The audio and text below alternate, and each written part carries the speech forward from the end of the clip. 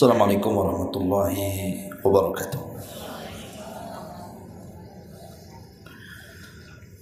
Alhamdulillah wassalatu wassalamu ala rasulillah wa ala alihi wa sahbihi wa mawalah wa la hawla wa la quwata illa billahi wa ba'du.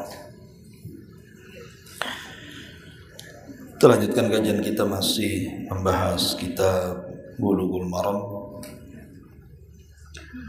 dan kita masuk pada hadis Jabir ibn Samurah radhiyallahu anhu. An Jabir ibn Samurah radhiyallahu anhuma anna Nabiy sallallahu alaihi wasallam kana fil khutbati yaqra'u ayat minal Qur'ani wa yudzakkirun nas, rawahu Abu Dawud wa asluhu fi Muslim. Dari Jabir ibn Samurah, semoga Allah meridai keduanya, Nabi sallallahu alaihi wasallam apabila sedang berkhutbah,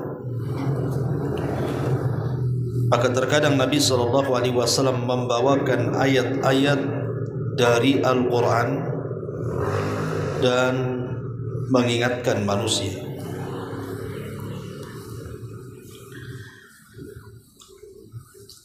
Taib, hadis ini menjelaskan kepada kita tentang sunnahnya memperbanyak membaca ayat-ayat Al-Quran saat berkhutbah. Berkhutbah apa saja, terutama khutbatul Jum'ah. Kemudian yang kedua, hadis ini juga menunjukkan tentang tujuan seorang khatib ketika berkhutbah adalah mengingatkan manusia dan memberikan nasihat kepada manusia.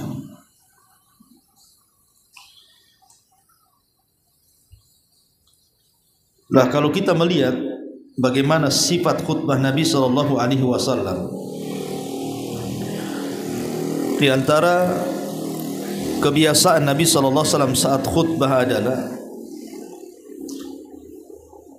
dijelaskan oleh para ulama, beliau memiliki suara lantang dan memerah wajahnya.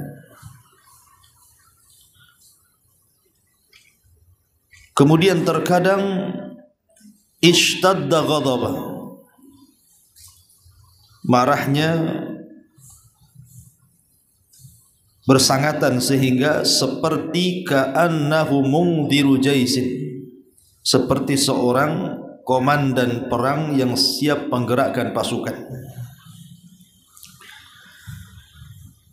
Dan beliau memulai khutbahnya dengan memuji Allah Subhanahu wa taala.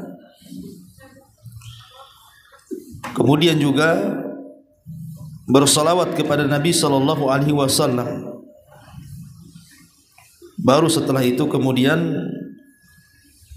beliau pun menyampaikan ayat-ayat Al-Qur'an dan juga hadis-hadisnya, termasuk juga mengingatkan manusia.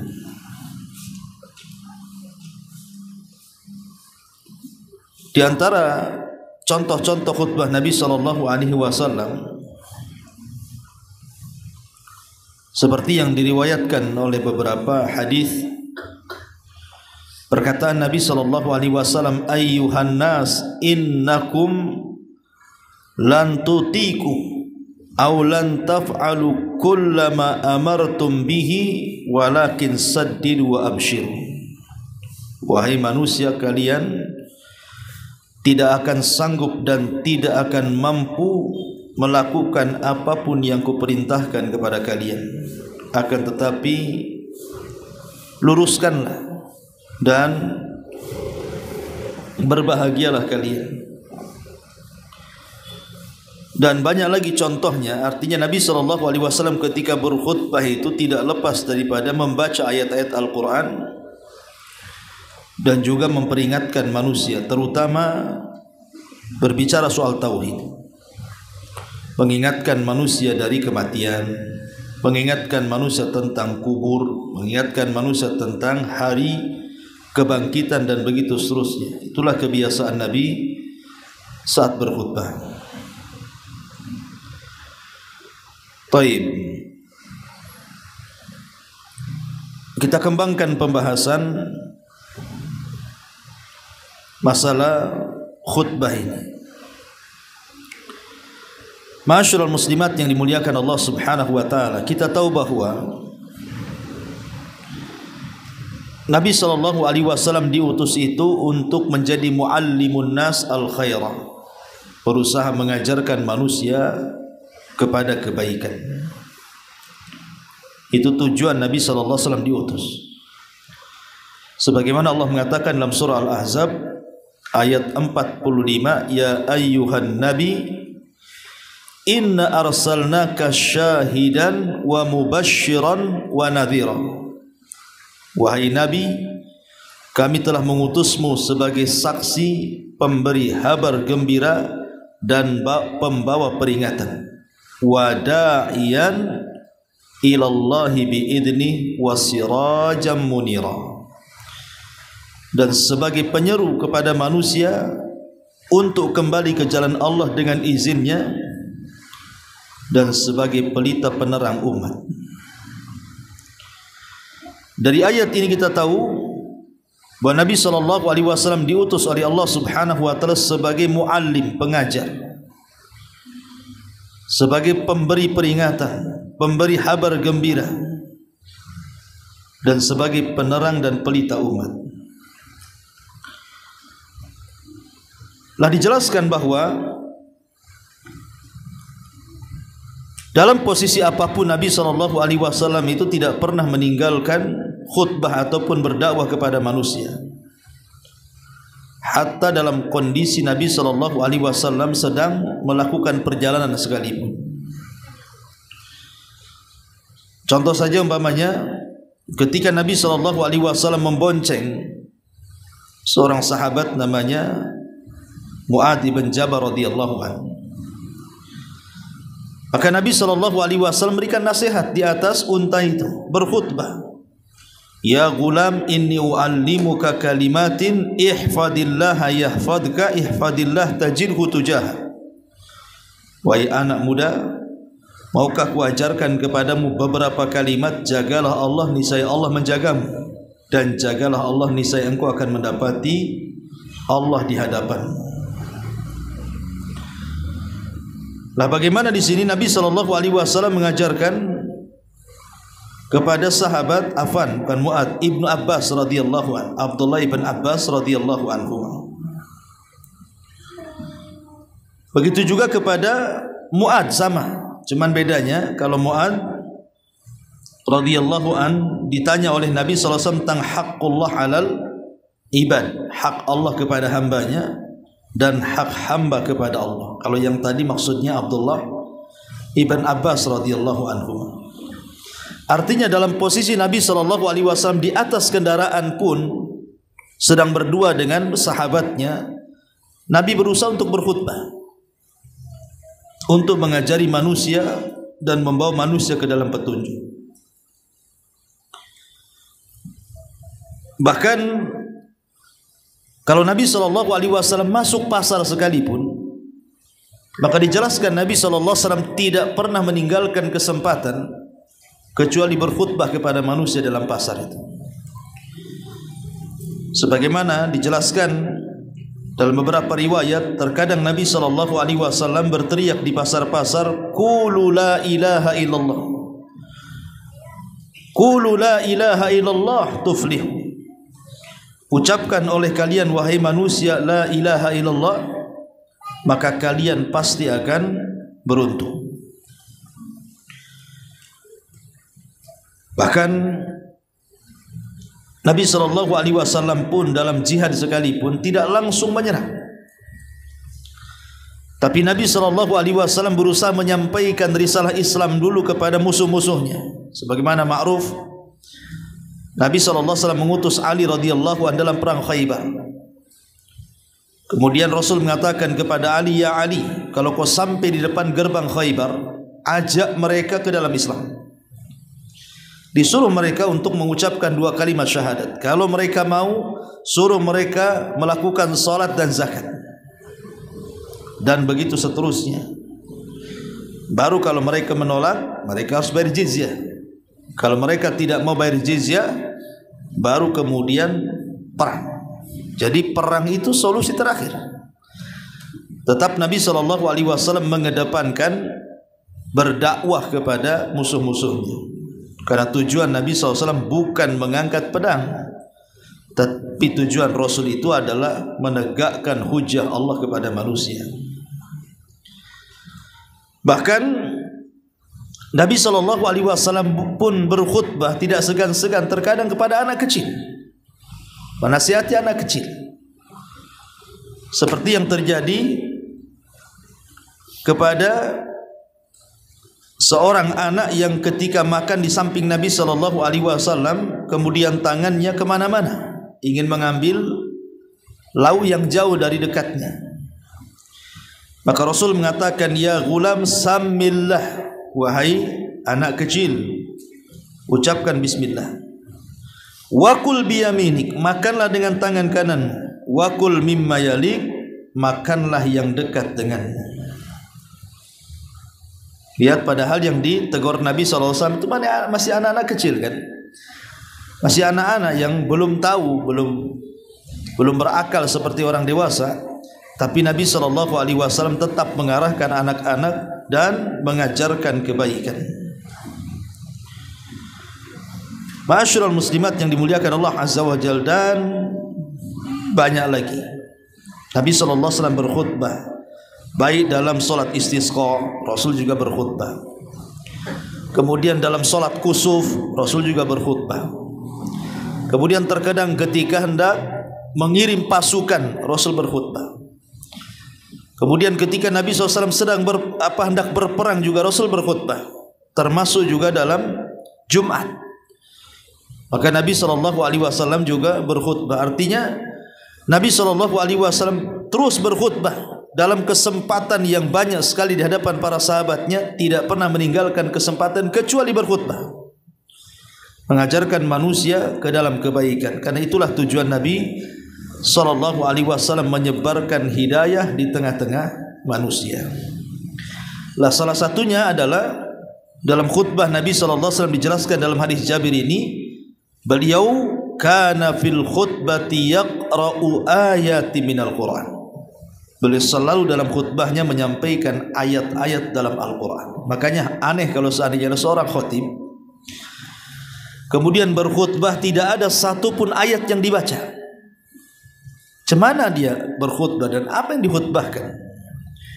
Padahal Nabi SAW tidak pernah lepas daripada ayat-ayat yang dibaca Nabi SAW untuk menunjukkan bahwa khutbah Rasul itu betul-betul menyampaikan risalah hidayah. Karena Quran itu kan hidayah. Rasul sedang menyebarkan hidayah. Wa yudzakkirun nas, dan mengingatkan manusia. Nabi SAW selalu sebagai pengingat manusia. Taib, ma'asyiral muslimat yang dimuliakan Allah Azza wa Jalla, ini hadis ini tidak banyak faedah. Kita lanjut pada hadis berikutnya.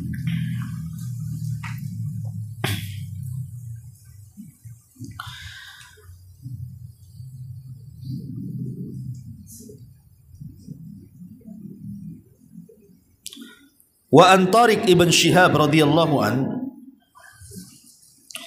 anna an-nabiy sallallahu alaihi wasallam qala al-jum'atu haqqun wajib ala kulli muslimin fi jama'atin illa arba'ah mamlukun wa imra'atun wa sabiyyun wa maridun. Zada Abu Dawud wa qala lam yasma' Tariq minan Nabi sallallahu alaihi wasallam. Wa akhrajahu al-Hakim min riwayat Tariq al-madhkur an Abi Musa. Dari Tariq ibn Shihab radhiyallahu an, Nabi sallallahu alaihi wasallam bersabda, Salat Jumat itu adalah kewajiban yang hak atas setiap muslim berjamaah, kecuali 4 orang tidak wajib Jumat. Pertama, mamluk, budak yang berada di bawah tuannya. Yang kedua, wamra'atun, seorang wanita, tidak wajib Jumat. Yang ketiga, wasabi, dan anak bayi, anak kecil yang belum balik, tidak wajib Jumat. Wa maridun, dan orang sakit, tidak wajib Jumat. Hamba sahaya, seorang wanita, anak kecil yang belum balik, dan orang sakit parah tidak wajib Jumat.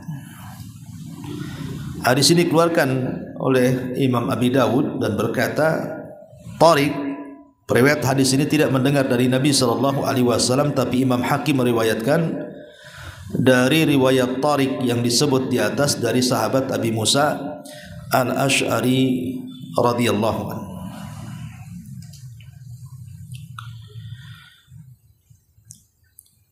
Taib, kita masuk pada faedahnya.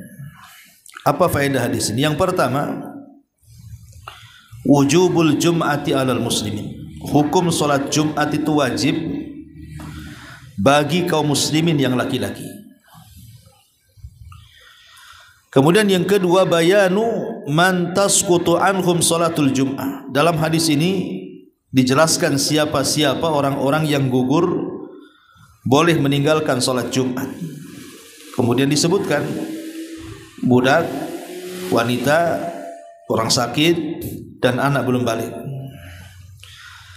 Kemudian juga yang ketiga, taisirus syariati wa rahmatullah bi ibadihi. Di sini ada kemudahan syariat dan rahmat Allah Subhanahu wa taala untuk hamba-hambanya. Di mana tidak semua orang wajib Jumat. Sebab kalau seandainya semua orang wajib Jumat, akan membuat keberatan beberapa kalangan. Seperti umpamanya orang sakit. Orang sakit parah ya, umpamanya stroke ataupun terbaring atau apalah intinya yang dia tidak sanggup untuk bergerak. Kalau umpamanya harus juga sholat Jumat dipapah dan dibopong, ini kan masyaqqah, ada keberatan. Makanya kemudian Islam memberikan syariat yang mudah bahwa orang sakit parah itu tidak wajib Jumat. Seperti anak-anak ini tidak wajib Jumat. Kalau seandainya diwajibkan, apa enggak ramai satu masjid itu anak-anak itu. Bukannya kemudian mendapatkan khusyuk, malah ramai main-main di masjid. Kalau semua anak-anak harus datang ke masjid untuk melaksanakan Jumat. Ya, tapi kalau memang kita punya anak laki-laki, kemudian anaknya bisa ditertibkan, ya ajak saja ke masjid supaya dia belajar sholat. Tapi kalau sekiranya mengganggu orang, maka sebaiknya jangan diajak.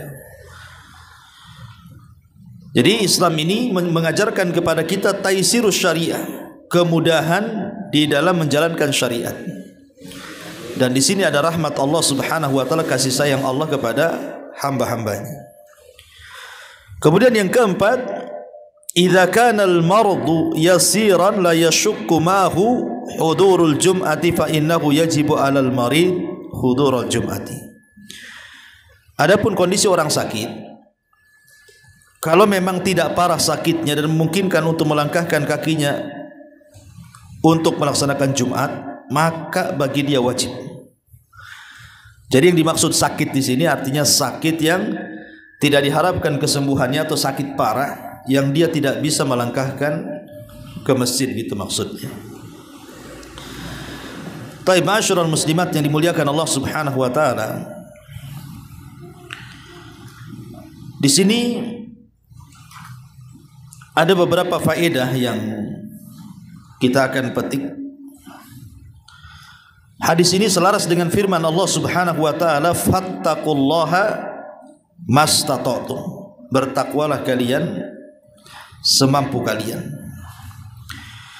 Dan juga selaras dengan firman Allah Azza wa Jalla, la yukallifullahu nafsan illa wus'aha. Allah tidak akan membebani seseorang itu kecuali yang mampu diusahakannya saja. Dan juga Nabi SAW mengatakan, idza amartukum bi amrin fa'tu minhu mastata'tum.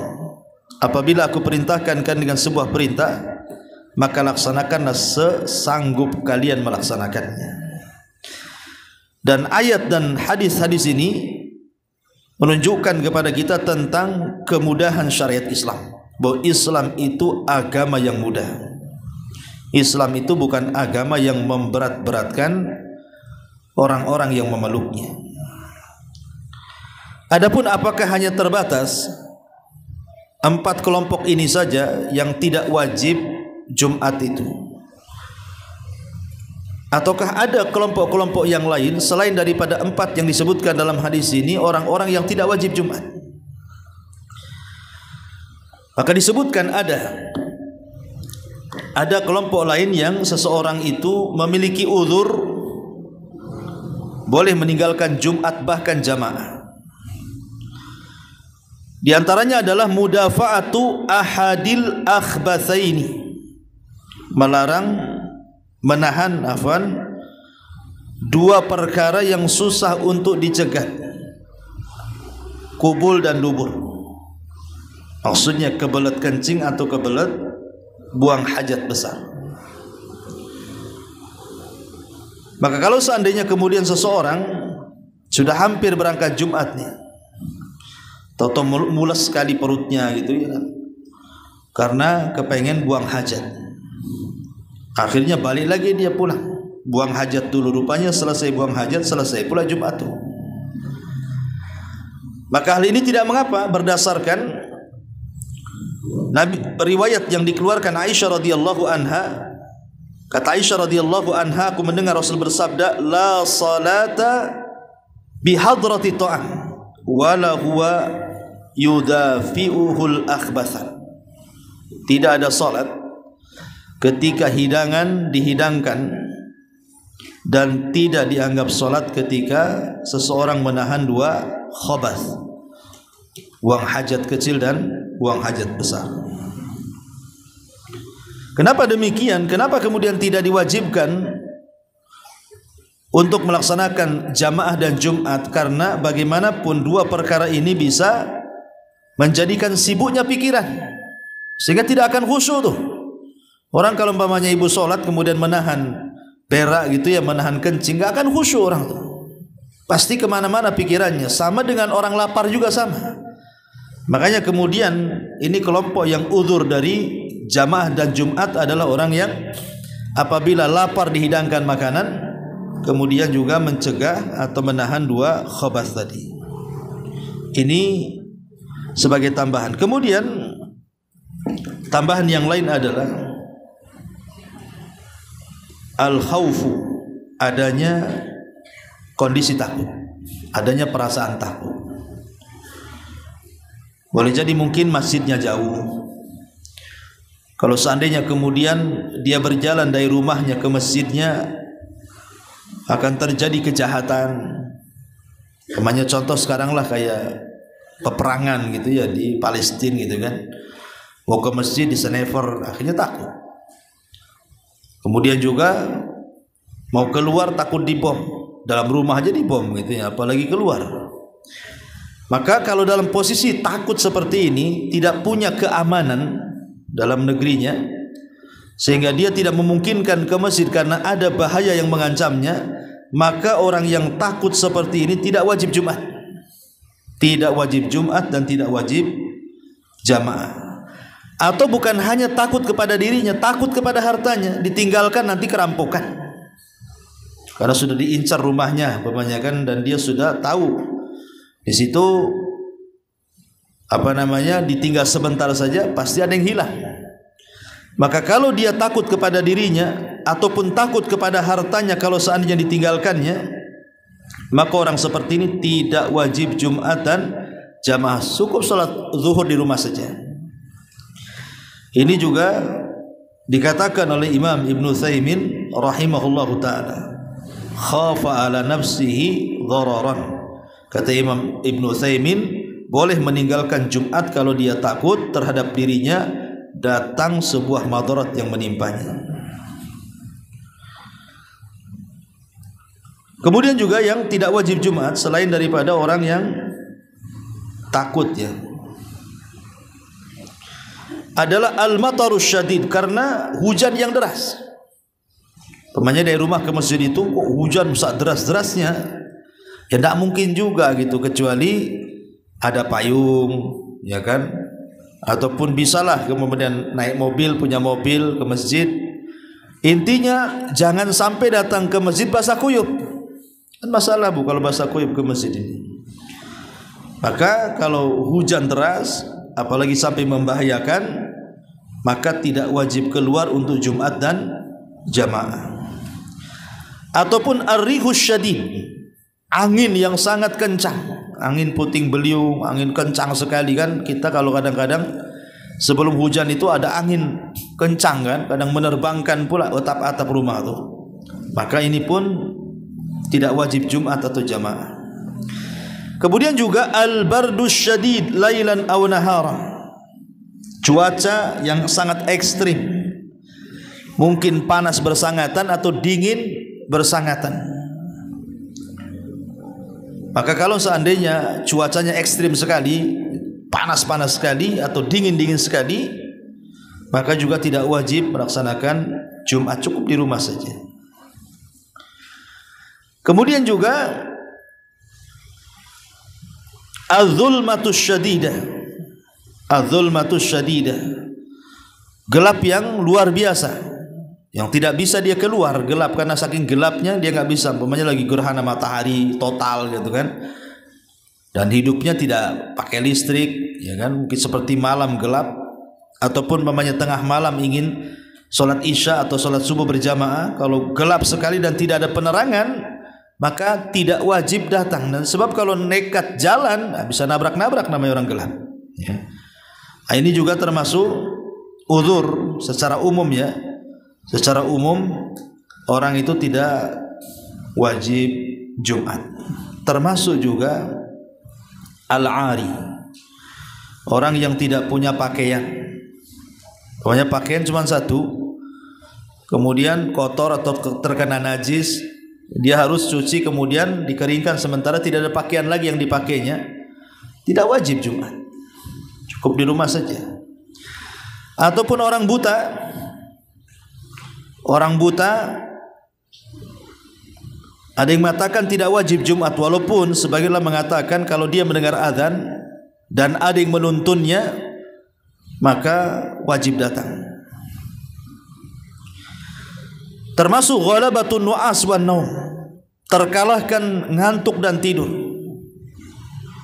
Namanya sudah 2 hari tidak bisa tidur ya, hari ketiga pula hari Jumat, di situ pula ngantuk-ngantuknya, maka mau tidak mau dia harus tidur dulu. Sebab kalau maksa dia Jumatan sementara 2 hari dia tidur, bisa tumbang kan itu. Maka ini juga dikatakan uzur seseorang tidak wajib Jumat. Ma'asyiral muslimat yang dimuliakan Allah Subhanahu wa taala, termasuk juga aklu dzi raihatin karihah, seseorang memakan sesuatu yang menjadikan mulutnya bau, seperti memakan bawang atau yang semacamnya itu, yang kalau ngomong jadinya bau kemana-mana dan tidak ada sikat gigi, tidak ada apa untuk membersihkan giginya kan. Maka sebagian para ulama mengatakan tidak boleh datang untuk melaksanakan Jumat, karena ada hadis yang mengatakan fa innal malaikata yata'adza mimma yata'adza minhu banu Adam, karena nanti malaikat tersakiti sebagaimana tersakiti anak Adam dengan baunya. Ini juga. Kemudian khudzur ta'am tashtakuhu nafsuhu, hadirnya makanan dan dia sangat ingin memakannya. Jadi kalau sudah kenyang dihadirkan makan, ya tidak berlaku hukum ini. Berlaku ini hukum ini umpamanya 1 hari belum makan atau 2 hari belum makan, tiba-tiba dihadirkan hidangan pas pula sholat Jumat gitu ya, maka sebaiknya makan dulu ya, karena dia memang sangat berhajat dengan makanan itu, sangat menginginkan dengan makanan itu. Makanya kata Nabi SAW, sebaiknya dia makan dulu. Kalau memang ada waktu untuk Jumat, alhamdulillah, Ya kalau tidak ada ya sudah, memang tidak ada kewajiban bagi dia. Taib asyrul muslimat yang dimuliakan Allah Subhanahu wa taala, termasuk juga di dalam hadis ini bahwa orang yang tidak wajib Jumat adalah seorang musafir. Orang yang sedang safar itu tidak wajib Jumat. Orang yang safar tidak wajib Jumat. Tapi kalau dia memiliki tempat tinggal kemudian bermukim di satu tempat, setelah dia safar disebut safar mukim, dan dia tidak banyak bekerja di situ, ya sama juga pulang di sana, di sini juga kurang lebih aktivitasnya, maka sebaiknya hadir di sholat Jumat, tetapi tidak wajib bagi dia, tapi sebaiknya hadir, ya, karena bagaimanapun musafir tetap tidak wajib melaksanakan Jumat. Kemudian ditambah-tambah dengan hadis yang kita baca di sini juga. Taib, sampai di sini saya kira 2 hadis saja. Kita buat soal jawab dulu, baru kita lempar pertanyaan. Silakan.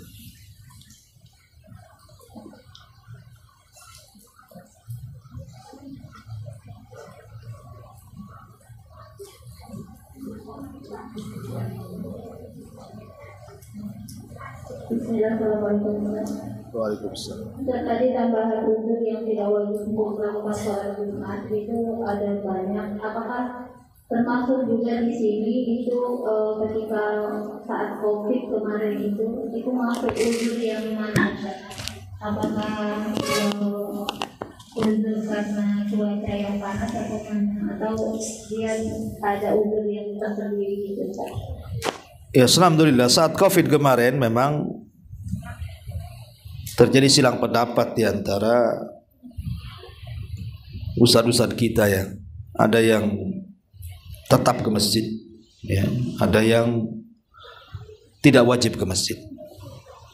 Dan masing-masing mengemukakan hujahnya. Tetapi COVID itu kan sebuah wabah.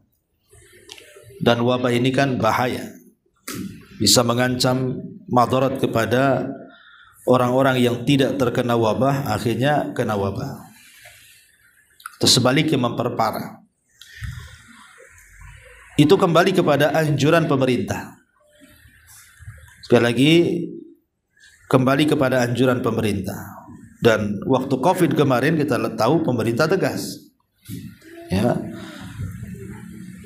bahwa tidak wajib sholat ke masjid gitu kan, bagi daerah-daerah yang sudah dianggap zona merah, ya. Tapi kalau bagi masih zonanya masih kuning gitu kan, maka boleh, tetapi kemudian jaga jarak, masker dan begitu seterusnya.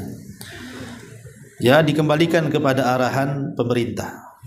Dan itu sebagai bentuk atiullaha wa atiur rasul wa ulil amri minkum. Taatlah kepada Allah dan Rasulnya dan para pemimpin di antara kalian. Karena bagaimanapun kalau makin tersebar wabah, yang repotkan pemerintah sendiri. Apalagi kemudian ada hadis yang mengatakan apabila di sebuah tempat terkena wabah, maka yang dari luar jangan masuk dan yang di dalam jangan keluar. Ya kan? Supaya apa? Jangan banyak penyebaran, itu maksudnya. Kesimpulannya itu jangan sampai tersebar kemana-mana.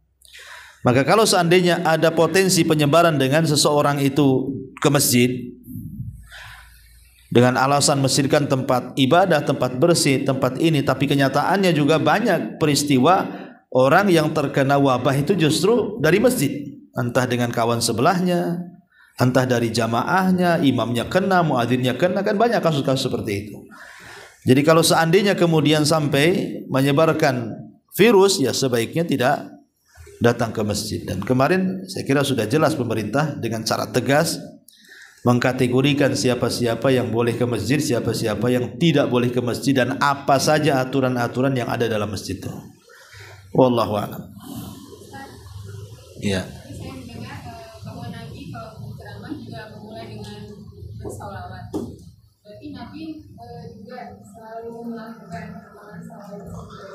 Ya, Nabi SAW bersolawat untuk dirinya. Nabi SAW memuji Allah, kemudian bersolawat kepada dirinya, kemudian syahadat. Itu kebiasaan Nabi. Adapun sebagian ahli fikih yang mengatakan apabila Rasul salat Id dimulai dengan takbir, apabila Rasul salat istisqa dimulai dengan istighfar, maka ini dibantah para ulama. Tetap Rasul itu dalam kondisi apapun khutbah dimulai dengan pujian kepada Allah, kemudian salawat, kemudian syahadat, baru kemudian menyampaikan ayat-ayat Al-Quran, memerintahkan manusia untuk istighfar dan begitu seterusnya. Karena memang seperti itu, memang budaya khutbah Nabi SAW selalu dimulai dengan pujian. Bihamdillah, seperti yang sering kita ucapkan, bihamdillahi wassalatu wassalamu ala rasulillah, atau innal hamdalillahi nahmaduhu wa nasta'inuhu wa nasta'dan, macam-macam bentuk muqaddimah khutbah itu. Tapi intinya adalah yang pertama memuji Allah dulu, baru bersalawat kepada Nabi SAW, kemudian bersyahadat, baru memulai kajian apa isinya. Kemudian di ujung ceramah biasanya Rasul istighfar. Sama dengan kita kalau memulai mengakhiri majelis ta'lim membaca doa kafaratul majelis, gitu maksudnya. Wallahu a'lam. Ya. Terkadang itu khotib ketika khutbah dia itu melakukan khutbah yang sangat panjang sehingga membuat jemaah itu kesal atau marah. Itu apakah akan ketika jamaah itu merasa dia kecewa dengan panjangnya khutbah yang dilakukan oleh khotib, itu akan mengurangi nilai pahala dia karena melakukan hal yang sia-sia ketika sholat Jumat itu? Ya, alhamdulillah. Sebenarnya secara umum ya, bukan khutbah Jumat ya, kita cerita secara umum. Nabi SAW itu orang yang paling memperhatikan kondisi orang yang diceramahi, orang yang dikhutbahi.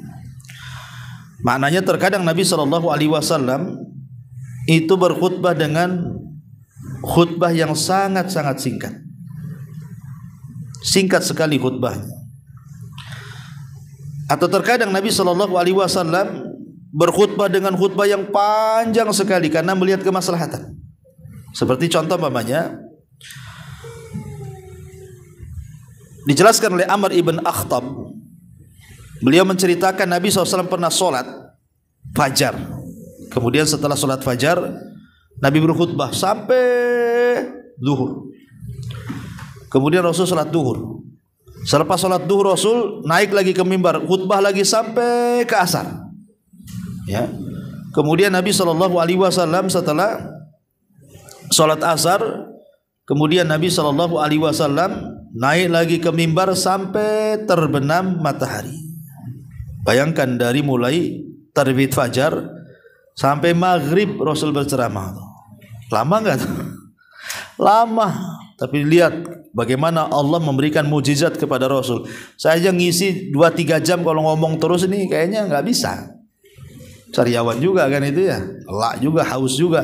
Tapi Rasul bisa berkhutbah loh, mulai subuh sampai maghrib, hanya jedanya sholat saja.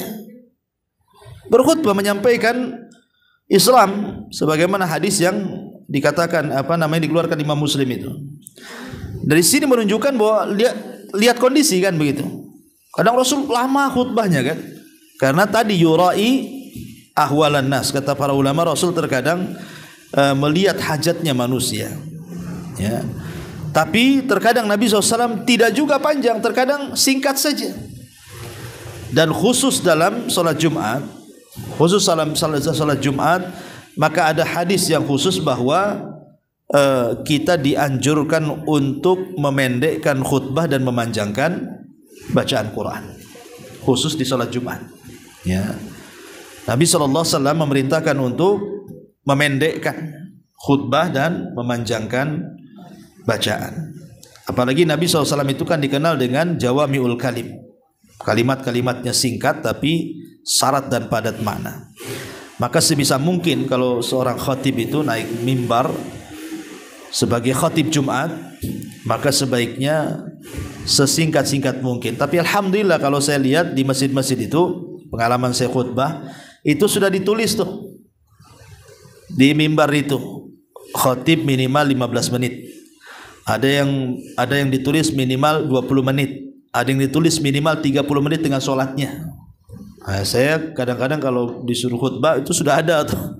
Ya, udah ada ketentuannya. Artinya diingatkan kita oleh pihak masjid dan seharusnya seperti itu. Karena bagaimanapun yang namanya orang ramai kemudian macam-macam kepala kan itu ya, ada yang banyak hajatnya, ada yang masih kerja itu waktu istirahat, ada yang sedang sakit, ada macam-macam lah. Makanya kemudian untuk melihat kemaslahatan seperti itu tetap khutbah itu jangan panjang-panjang. Karena biasanya kalau orang sudah ngomong itu lupa diri tuh. Terkadang waktu 10 menit bisa-bisa berjam-jam tuh kalau sudah ngomong. Kalau keasikan ngomong dan yang mendengarkannya pula asik pula kan, makin lupa jam. Intinya bahwa sebaiknya kalau dia berkhutbah dalam khutbah Jumat, maka pendekkan khutbah itu dan panjangkan bacaan. Wallahu a'lam.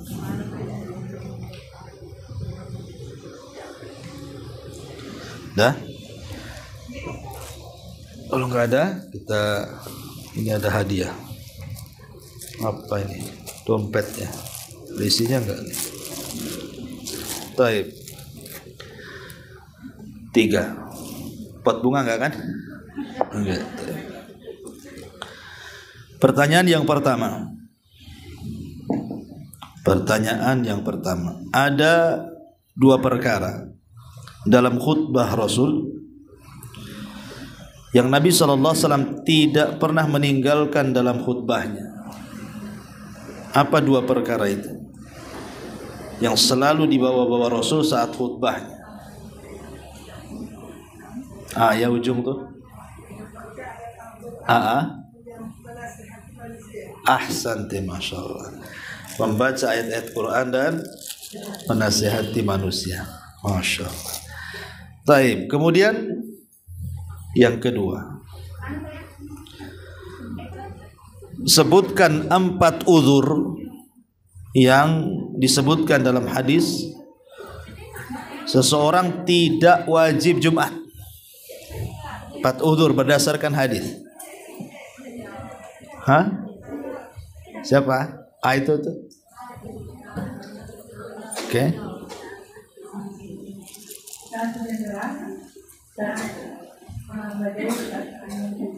Sesuai hadis yang kita baca, bukan yang tambahan saya. Hadis yang kita baca tadi itu. Ya, perempuan, anak-anak yang belum balik, orang sakit. Yang keempat. Yang keempat apa? Ini hadiahnya separuh nih. Seorang budak. Ahsan, Masya Allah. Kemudian yang terakhir pertanyaannya, sebutkan tambahan, uzur tambahan tentang tidak wajibnya Jumat. Sebutkan 4 uzur tambahan. Tadi saya sebutkan banyak. Minta 4 sajalah tambahan dari hadis yang kita baca. Terserah. Itu pojok tuh mana? Tuh. Mana yang belum pernah dapat? Oh ya sudah sana.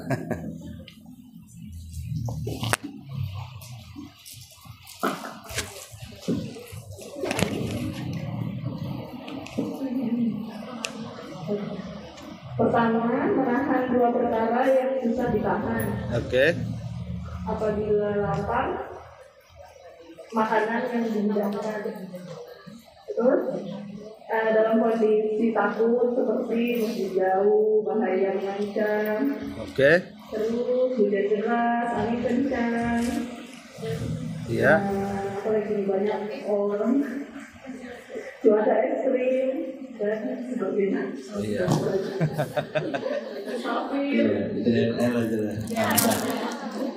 Dapat jelasnya. Oke, ini yang bisa saya sampaikan. Subhanallah wa bihamdihi, asyhadu an la ilaha illallah. ilaih. Wallahu ta'ala. Intinya bahwa tolong berakhlak kepada Allah. Membahas tafsir dari surah Al-Imran. Lahirlah Imam Muslim, Abi Dawud, Tirmidzi, Ibnu Hibban. Jadi ketika Yunus alaihi salatu wassalam terkena undian itu,